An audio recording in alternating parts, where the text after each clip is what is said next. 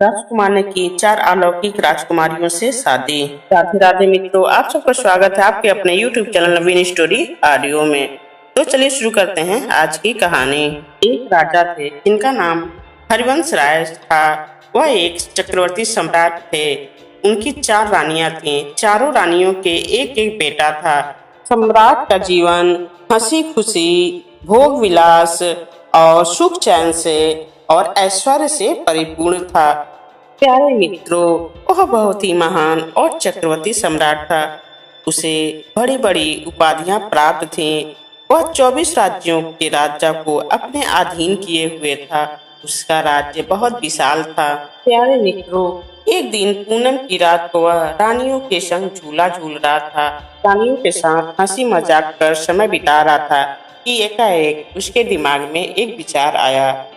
उसने चारों राजकुमारों को बुलवाया और बड़े राजकुमार से पूछा, बेटे, तुम युवराज हो, देश के होने वाले सम्राट, भविष्य के बारे में तुम्हारी क्या योजना है?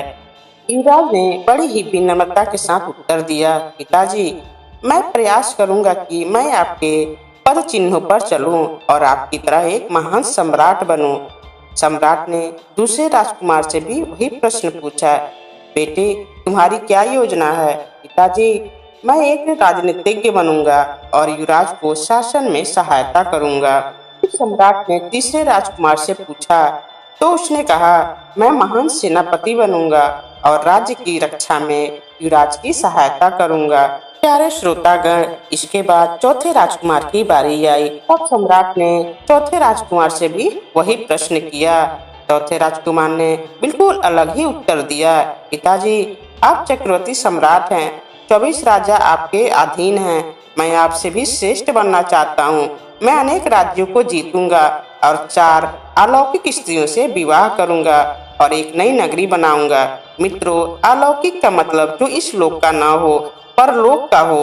अरे मित्रों, राजकुमार की ऐसी बातों को सुनकर सम्राट बहुत क्रोधित हुआ और बोला, क्या मुझसे श्रेष्ठ बनेगा? धरती का प्राणी होकर अलौकिक स्त्रियों से विवाह करेगा? मुझसे श्रेष्ठ बनेगा तू? सम्राट आपे से बाहर हो गया। उसने चिल्लाकर आदेश दिया, जाओ इसे नगर से बाहर वन में फेंक दो। छोटे राजकुमार की माँ ने पति को बहुत समझाया, बहुत शांत करने की कोशिश की, पर बूढ़े सम्राट ने उसकी एक न सुनी। अब बेचारी महारानी करे क्या? वो भीतर गई और कुछ खाने पीने की चीजों को लेकर आई और आंखों में आंसू लिए हुए बेटे को विदा किया। छोटा राजकुमार राज्य को छोड़कर चला गया। चलते चलते वह एक जंगल में पहुंचा। वहां शेरों की दहाड़, हाथियों की चिंगाड़ और सुअरों की गुड़गुड़ाहट के अलावा और कोई आवाज नहीं था। वह एक पेड़ पर चढ़कर बैठ गया और वहीं रात काटी। सुबह नीचे उतरकर उसने तालाब में स्नान किया और कुल देवता नंदी से अपनी सुरक्षा के लिए प्रार्थना की। प्रार्थना करने के बाद वह जंगल में घूम रहा था कि उसकी एक काले सांप पर नजर पड़ी। सांप एक मेढक के बिल्कुल पास में पहुंच गया और उसे निकलने ही जा रहा था कि राजकुमार ने उसे छड़ी से भगा दिया। मेढक के प्राण बच गए। उसे आश्चर्य हुआ जब मेढक ने उसका आभार मानते हुए कहा, कभी आवश्यकता पड़े तो मुझे याद करना, और पानी में कूदकर गायब हो गया। जंगल में घूमते घूमते राजकुमार को बहुत तेज भूख और प्यास लगी। अब वह राजकुमार माँ की दी हुई पोटली में से थोड़ा सा खाना खाया और उसके पश्चात सूरज डूबने तक वह जंगल में इधर उधर डोलता रहा। अंधेरा घिरने पर उसने दूर एक दिया जलते देखा। वह उस तरफ खींचा चला गया जैसा एक मधुमक्खी फूल की तरफ खींची चली जाती है। थोड़ी देर बाद ने खुद को एक झोपड़ी के सामने पाया। वह जोर से बोला, कोई है? शीघ्र ही एक बुढ़िया बाहर आई और उसे भीतर ले गई। बोली, तुम थके हुए लगते हो, हाथ मुंह धो आओ और विश्राम करो। बुढ़िया ने उससे पूछा कि वह वन में क्या कर रहा है। राजकुमार ने उसे सारी बात बताई और पूछा कि वह वन में अकेली क्यों रहती है। बुढ़िया ने कहा, मेरा नाम कन्या काटी है। मेरी कहानी बहुत लंबी है। अभी तुम विश्राम करो, फिर कभी बताऊंगी। पर जिज्ञासा से उसी समय राजकुमार ने उसकी आप बीती जानने की इच्छा प्रकट की। सो बुढ़िया उसे आप बीती सुनाने लगी। मैं एक महाऋषि की बेटी हूँ। हो सकता है मैं ऐसी लगती न हूँ। मेरे पिता कठोर तप के लिए विख्यात थे, पर एक दिन वह वासना में अंधे हो गए और मेरी माँ के पीछे पड़ गए।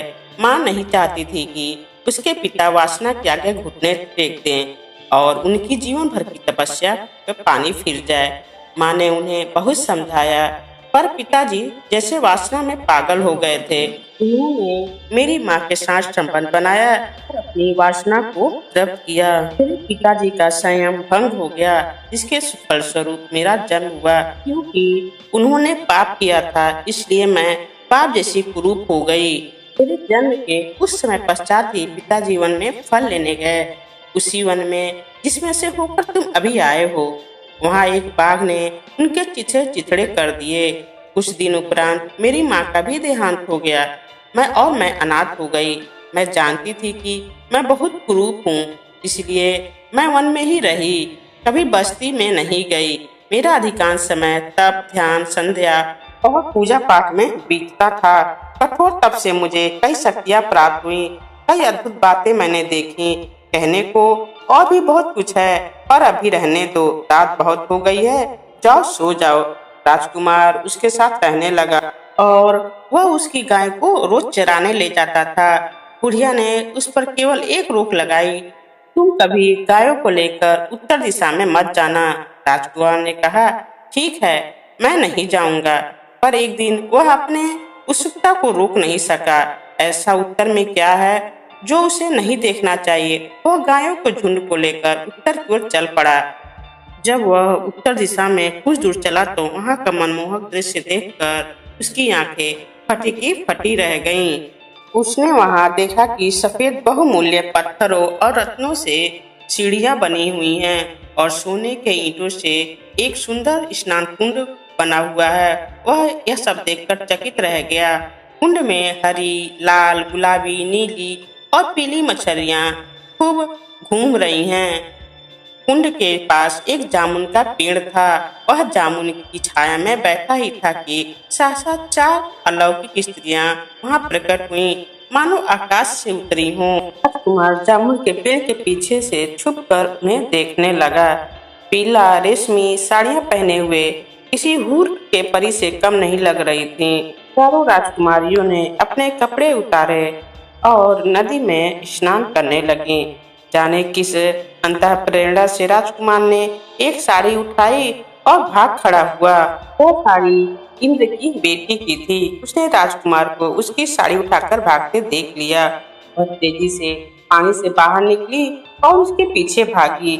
ए लड़के, रुको, तुम बहुत रूपवान और वीरवान हो, मैं तुम्ही से विवाह करूंगी। रुको और मुझे मुड़कर देखो। राजकुमार को अपने कानों पर भरोसा नहीं हुआ। वह रुक गया। इंद्र की बेटी ने तुरंत उसके हाथ से साड़ी छीनी और उसे पत्थर में बदल दिया और वह वहां से गायब हो गई। जब राजकुमार शाम को घर नहीं लौटा तो बुढ़िया को चिंता हुई। सो छड़ी और दिया लेकर वह उसे खोजने निकली। दक्षिण, पूर्व और पश्चिम दिशा में उसे उसका कोई चिन्ह नहीं मिला। वह समझ गई कि वह निश्चित ही उत्तर दिशा की ओर गया है। वह उत्तर में गई तो राजकुमार उसे चट्टान के रूप में धरती पर पड़ा मिला। बुढ़िया ने उस पर छड़ी से वार किया। पत्थर में प्राणों का संचार हुआ और राजकुमार उठ खड़ा हुआ। फिर कोई विपत्ति न आ जाए, अतः वे तेजी से घर की ओर चल पड़े। रास्ते में बुढ़िया ने उसे डांटा, मैंने तुमको मना किया था कि उत्तर दिशा में मत जाना। हाँ दादी, तुमने कहा था, परंतु मुझे लगा कि यही वह स्थान है जहाँ मेरा मनोरथ पूर्ण होगा, इसलिए मुझसे रहा नहीं गया। सच तो यह है कि मैं उधर फिर से जाना चाहता हूँ। अच्छी बात है, जाना चाहते हो तो चले जाना, पर कुछ बातों का ध्यान रखना। अपने साथ गायों को मत ले जाना और उन अलौकिक छोरियों के रूप और मीठी बातों के भुलाव में मत आना। अगली बार साड़ी उठाओ तो भागकर सीधे घर आ जाना, बाकी मैं संभाल लूंगी। अगले दिन सवेरे राजकुमार ने फटाफट खाना खाया और घर से निकल गया। वह सीधे सुंदर कुंड के पास गया और जामुन के पेड़ के पीछे छुपकर बैठ गया। आज भी चारों अलौकिक स्त्रियां आई और उसकी आंखों के सामने ही अपनी साड़ियां उतारने लगी। वह अपनी खुली आंखों से उन्हें सर से पांव तक निहारता रहा। गोरा रंग, सांचे में ढली सुंदर काया, कजरारी आंखें, चंद्रमा के समान मुखमंडल, कमर तक लहराते बाल। आह, कैसा सम्मोहक कुंवारा यौवन है। साड़ियां और मोतियों के आभूषण धरती पर रखकर वे पानी में कूद गईं। राजकुमार लपक कर छुपे हुए स्थान से बाहर आया और पलक झपकते कल वाली साड़ी उठाकर तेजी से भागा। इंद्र की बेटी विद्युत गति से पानी से निकलकर उसके पीछे भागी। उसने बहुत पुकारा, रोई, पर राजकुमार उसके झांसे में नहीं आया। वो सीधे झोपड़ी में गया और साड़ी कन्या दादी को दे दिया। प्रिया ने थोड़ा भी देर नहीं किया, राजकुमार को तुरंत बच्चा बनाया और पानी में सुला दिया। पानी में सुलाते हुए वह लोरी गाने लगी। माया की शक्ति से प्रिया ने साड़ी को बच्चे की जांघ में छुपा दिया। कुछ ही पलों में इंद्र की बेटी वहां आ गई। उसने बुढ़िया से हाँफते हुए पूछा, आपने किसी को इधर से जाते हुए देखा? क्यों राजकुमार को? राजकुमार नहीं, मैंने तो किसी को नहीं देखा। मैं बहुत समय से ही बैठी हूँ, हो सकता है यहाँ छुप गया हो। चाहो तो ढूंढ लो, पर पहले अपनी लज्जा को ढक लो। निर्वस्त्र घूमना अच्छी बात नहीं है। लो यह सूती कपड़ा लपेट लो। थोड़ी देर उसे और तंग करने के बाद बुढ़िया ने कहा, मुझे पता है तुम्हारी साड़ी कहाँ है। यदि तुम उस राजकुमार से विवाह करने को तैयार हो तो तुम्हें साड़ी वापस मिल सकती है। इंद्र की बेटी राजी हो गई। बुढ़िया ने बच्चे को वापस युवक बनाया और हाथवा झोपड़ी में उसका ब्याह रचा दिया। पुरोहित का कार्य बुढ़िया ने स्वयं किया। कुछ दिन बाद उन्होंने कन्या दादी से विदा ली। राजकुमार को अभी 3 विवाह और जो करने थे। राजकुमार और उसकी अलौकिक संगनी एक दूसरे से बातें करते हुए चलते जा रहे थे। उनकी बातें समाप्त होने पर ही नहीं आती थीं। चलते चलते वे एक नगर में पहुंचे। नगरवासी आंखें मल मल कर उनका सौंदर्य निहारने लगे। वे उन्हें कृष्ण और रुक्मणी के समान सुंदर लगे, मानो जगत के समूचे सौंदर्य ने उनकी देह में शरण ली हो। एक गली में एक लड़का कुछ खा रहा था। उन्हें देखकर वह ऐसा सम्मोहित हुआ कि वो अपनी उंगलियां चबा गया। एक लकड़हारा का वार चूक गया और कुल्हाड़ी से अपना पांव काट बैठा। इन परदेशियों को देखकर नगरवासी अपनी सुध बुध खो बैठे। राजकुमार ने एक छोटा घर भाड़े पर लिया और इंद्र की बेटी के साथ रहने लगा। वहाँ के राजा ने उसे अपनी सेवा में रख लिया। एक दिन जब राजकुमार और इंद्र की बेटी झूला झूल रहे थे, तभी राजा के 2 सेवक राजकुमार को उसका मासिक वेतन देने आए। उसकी पत्नी की सुंदरता को देखकर वे अवाक होकर रहे। वे भागे भागे राजा के पास गए और हकलाते हुए कहने लगे, महाराज, परदेसी सेवक की पत्नी इतनी सुंदर है कि वो आपके ही योग्य है। उसका सौंदर्य ऐसा अनुपम है कि वह किसी दूसरे लोक की लगती है। राजा उचित अनुचित का विवेक खो बैठा और स्वप्न लोक में विचरण करने लगा। उसके सुंदरता का बखान सुनते ही राजा उसे पाने की तीव्र इच्छा जागृत हुई। अगले दिन राजकुमार प्रतिदिन की तरह राजसभा में गया तो उसने वहां राजा को अनुपस्थित पाया। पूछने पर पता चला कि राजा के पेट में भयंकर पीड़ा है। वह तुरंत राजा के कक्ष में गया और उसका अभिवादन किया और कहा, महाराज की जय हो। राजन ने दुर्बल आवाज में कहा, तुम्हें देखकर मुझे प्रसन्नता हुई। लगता है जैसा मेरा बिछड़ा हुआ भाई मिल गया हो। मेरे पेट में घाव है। वैद्य कहते हैं इसकी एक ही औषधि है, कोबरा सांप का विष। मेरे लिए विष कौन ला सकता है? राजकुमार बूढ़े राजा की चाल को समझ नहीं पाया। राजकुमार ने उसे वचन दिया कि यदि इससे महाराज के प्राण बचते हैं तो वह उनके लिए कोबरा का विष लाएगा। वह यह सोचते हुए घर पहुंचा और सोचने लगा कि इतना भयंकर सांप का विष उसे कहाँ मिलेगा। सोच में डूबा हुआ राजकुमार खाना पीना तक भूल गया। उसकी ऐसी दशा देखकर इंद्र की बेटी ने पूछा कि वह किन विचारों में खोया है। राजकुमार ने उसे राजा के रोग और उसके उपचार के बारे में बताया। इंद्र की बेटी ने तुरंत ही उसकी समस्या का हल ढूंढ निकाला और कहा, उत्तर दिशा में जम्बू शिखर से थोड़ा आगे शेषाद्री पर्वत श्रृंखला है। उन पहाड़ियों में तेज पत्ते के पेड़ के नीचे तुम्हें सांपों का टीला मिलेगा। मैं पत्र लिख देती हूँ, वह पत्र तुम उसके टीले में डाल देना और प्रतीक्षा करना। राजकुमार ने खाना खाया और निश्चित होकर सो गया। सुबह वह भोर में उठा और अपने अभियान पे निकल गया। रास्ते में उसने एक पेड़ पर मकड़ी का जाला देखा। उस जाले में एक कीड़ा फंसा हुआ था। वह तड़प रहा था। उसने सावधानी पूर्वक मक्खी को जाले से मुक्त किया और उसे मृत्यु से बचाया। वहां से वह शेषाद्री पर्वत पे गया जहां सांपों का टीला था और उसने पत्नी द्वारा पत्र टीले के छेद में डाल दिया। शीघ्र उसे भीतर से बहुत ज्यादा हलचल सुनाई दी। टीले में से कई सांप बाहर आए और उसे भीतर ले गए। वे उसे नागराज के पास ले गए। जब राजकुमार नागराज के पास पहुंचा तो नागराज उसी का पत्र पढ़ रहे थे। ओ पाताल लोक के नागराज, यह पत्र इंद्र की बेटी का है, जो तुम्हारी अपनी बेटी के समान है। पत्रवाहक मेरे पति हैं। भूलोक पर मेरी कोई संगनी नहीं है। मेरे पति के साथ अपनी बेटी का विवाह करने का अनुग्रह करें और उसे उनके साथ भेज दें। मैं आपको विश्वास दिलाती हूँ कि हम दोनों एक दूसरे के साथ सुख से रहेंगी। साथ ही मेरे पति की एक और मांग पूरी करें। वह मांग वे स्वयं आपको बताएंगे। नागराज को राजकुमार देखने में अच्छा लगा।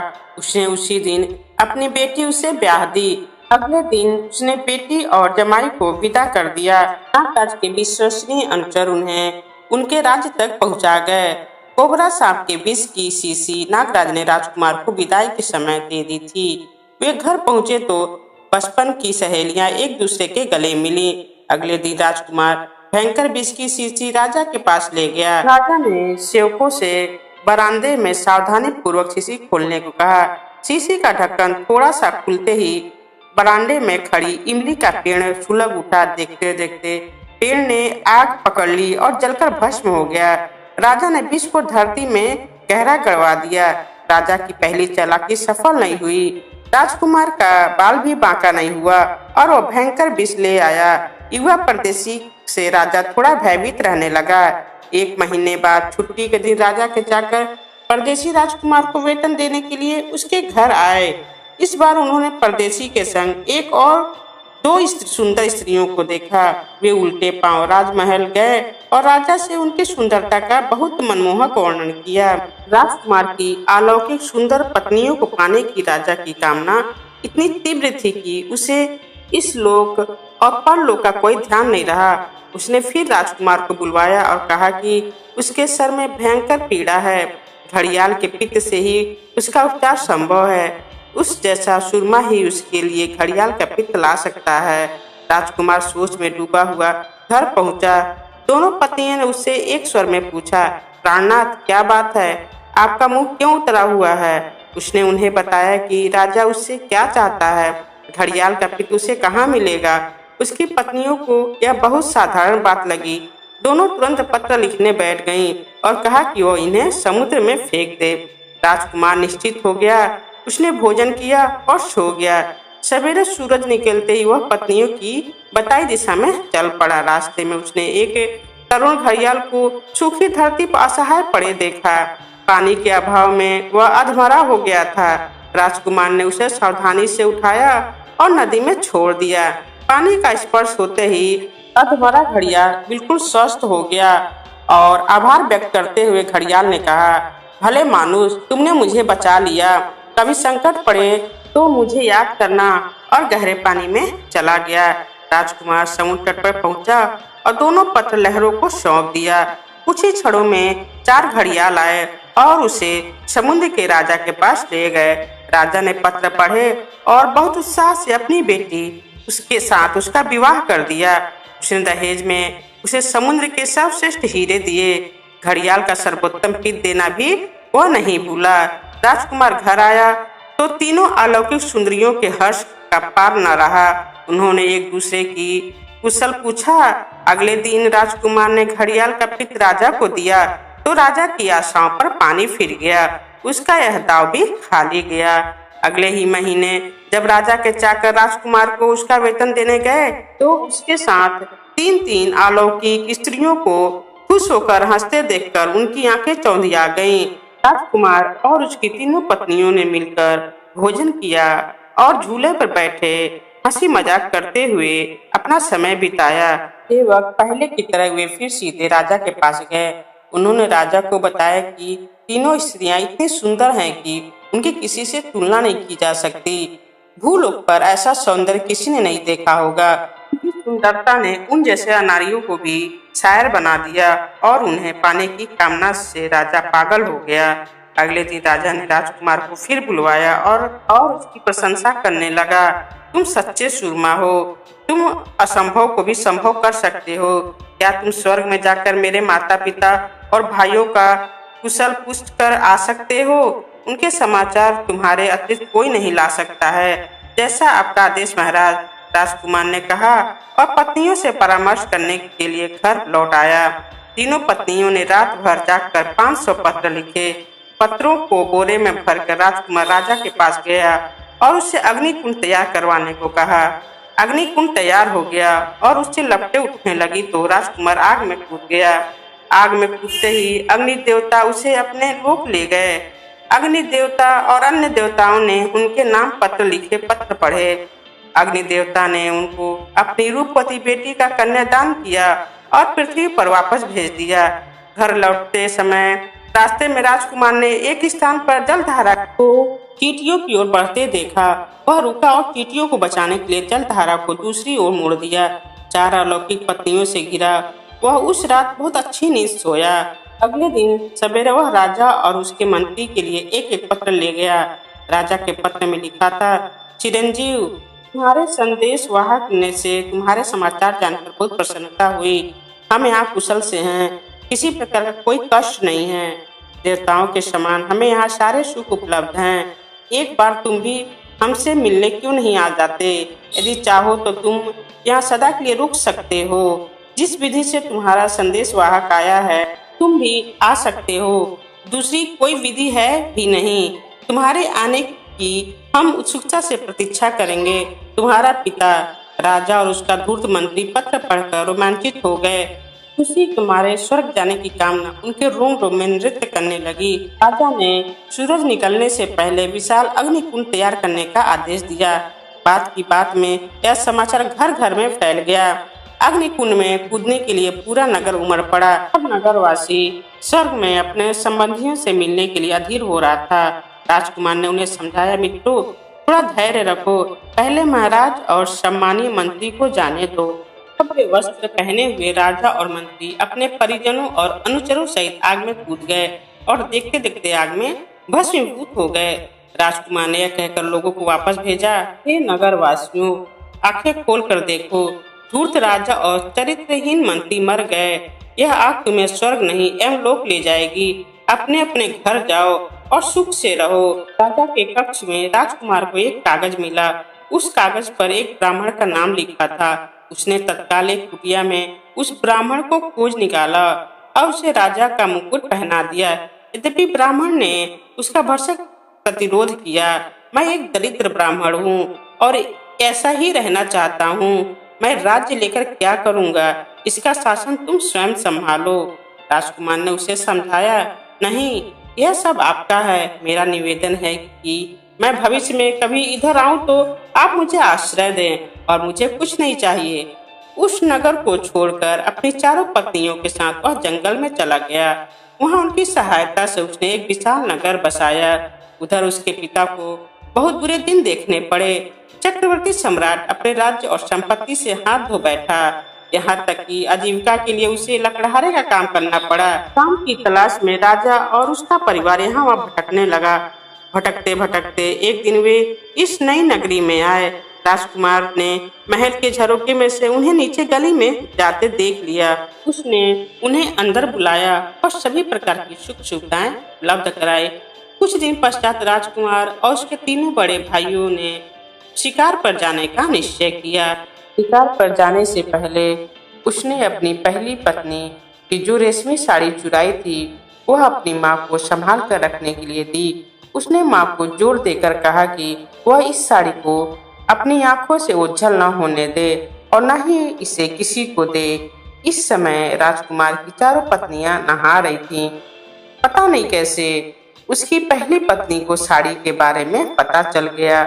उसने सास से अत्यंत मीठे स्वर में कहा, माँ, वह नई वाली रेशमी साड़ी तनिक दिखाओ ना, कैसी सुंदर है। आपकी आज्ञा हो तो एक दिन मैं पहन लूं। सास ने कहा, नहीं, यह मैं नहीं दे सकती। तुम्हारे पति ने इसे किसी को देने के लिए मना किया है, क्या मुझे भी नहीं? बहू ने मुंह फुलाकर कहा।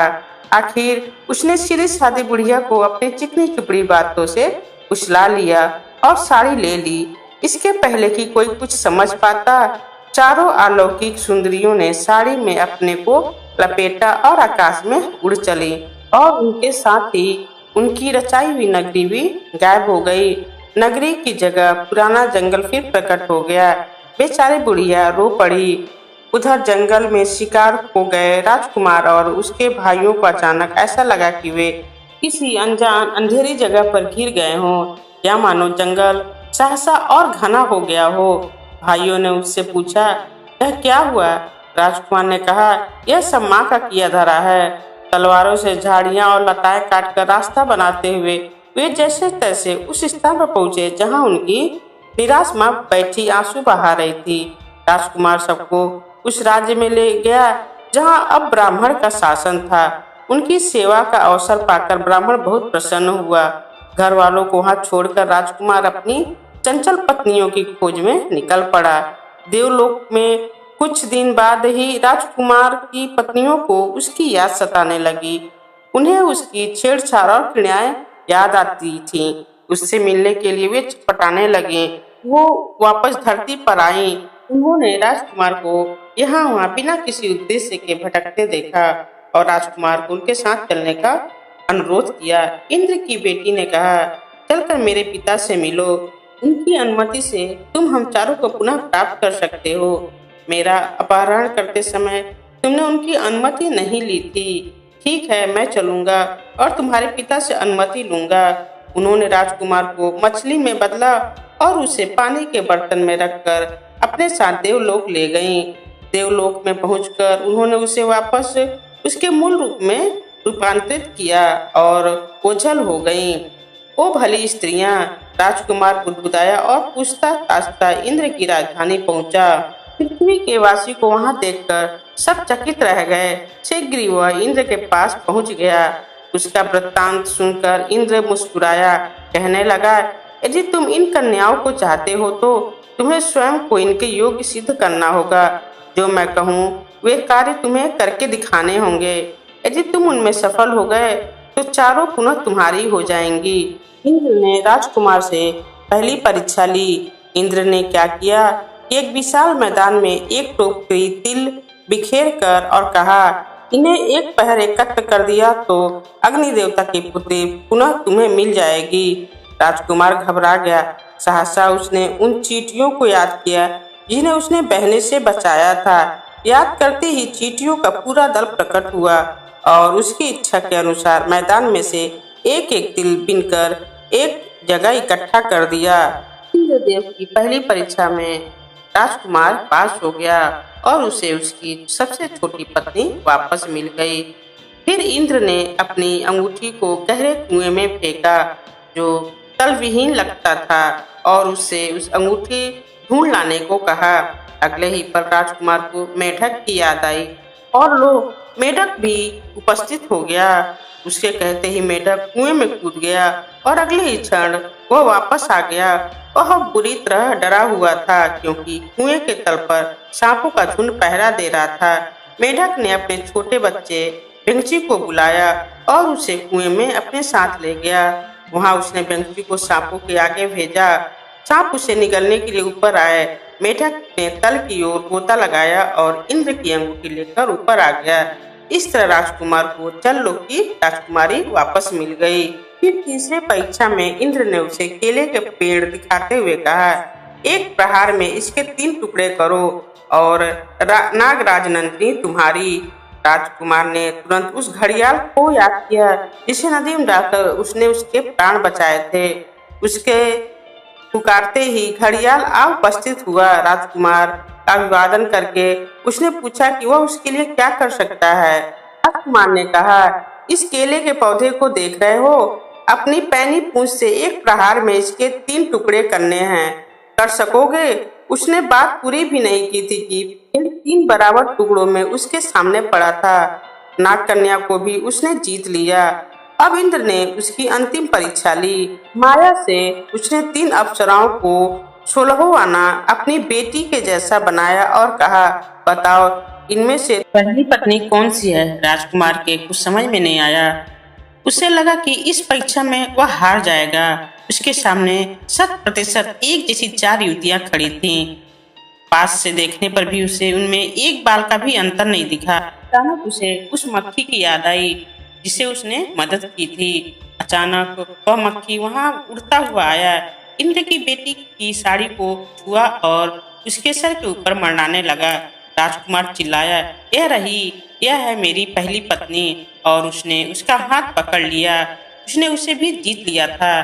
देवतागण यह देखकर चकित रह गए कि कैसे मृत्यु लोक से प्राणी आए और उन्होंने इस नश्वर मनुष्य की रक्षा की।